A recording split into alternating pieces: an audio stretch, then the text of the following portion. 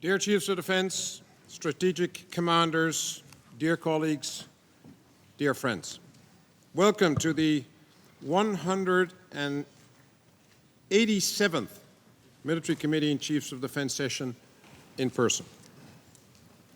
The charts are the drivers of change as the strategic leadership of the alliance, and we have adapted the alliance every decade to the new realities of the Euro-Atlantic Partnership and our security environment.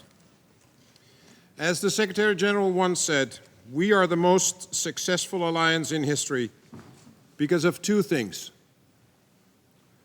First, our ability to unite, and secondly, our ability to change. Adaptation is the main topic of our meeting here today. And as a new era for NATO has begun, because President Putin's war in Ukraine has presented us with a new strategic dilemma and reality. In these past few months, NATO has shown that it is capable of swiftly and effectively changing its posture. The foundation for that response came from the work that this committee started years ago. Together with the strategic commanders, we developed the NATO military strategy, followed by the concept for the deterrence and defense of the Euro-Atlantic area, the DDA, and the NATO warfighting capstone concept, the NWCC. After being involved in crisis response operations for more than 2 decades, we have implemented the largest reinforcement of our collective defense in a generation. And whilst we are still in the process of further developing and implementing the DDA family of plans, we have already and rapidly put DDA successfully to the test. The question now is, what will our posture look like in the midterm and in the long term? How can we make sure that we are prepared to expect the unexpected in any domain, from any potential aggressor in any part of the Euro-Atlantic area? There's one thing we can say with certainty. Time is no longer our friend. It is our adversary who determines the timeline. And it is up to us as a defensive alliance to make sure that we are always ready to protect the 1 billion citizens who live on Allied soil and deter and defend the threats from Russia and the international terror groups.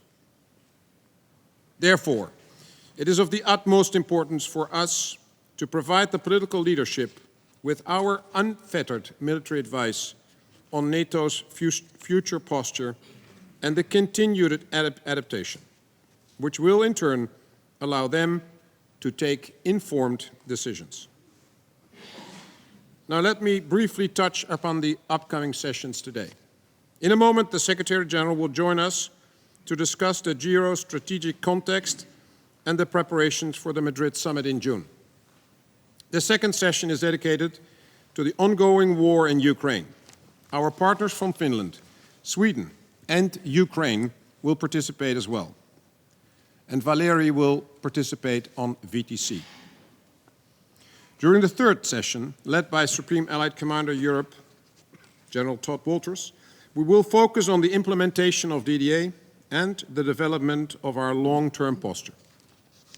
During session 4, with partners from Australia, Japan, New Zealand, the Republic of Korea, and the new chairman of the EUMC, General Robert Brieger, we will focus on the Indo-Pacific region and how our cooperation benefits global security. During the fifth session, led by the Supreme Allied Commander Transformation, General Philippe Lavigne, we will discuss the implementation of the Warfare Development Agenda, the military input to the Political Guidance 23, and the lessons we can learn so far from the war in Ukraine. We will then be updated on the upcoming September Military Committee Conference in Tallinn, Estonia, by the Estonian Chod Martin Herem. And in our last session, we will convene in a 1+0 format to give us an opportunity for a candid and open exchange on strategic issues. Ladies and gentlemen, if there is one thing that the war in Ukraine has taught us, it is that we should never underestimate the importance of morale, to know what you are fighting for. The 3.2 million men and women who serve this alliance know exactly what they are fighting for: the protection of our freedom and democracy. I would like to take a moment to show respect for this immense band of brothers and sisters who are willing to put it all on the line. Our thoughts go out especially to those who made the ultimate sacrifice, and to the friends and family who miss them dearly every day. I would like to invite you all to observe a moment of silence. Please stand.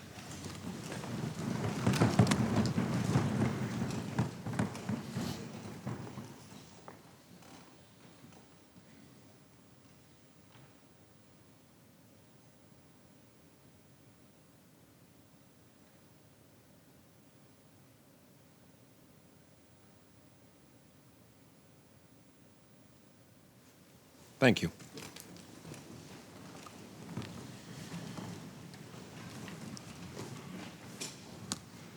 Now allow me to leave you briefly to welcome the Secretary General, and after he arrived, we will continue the next session.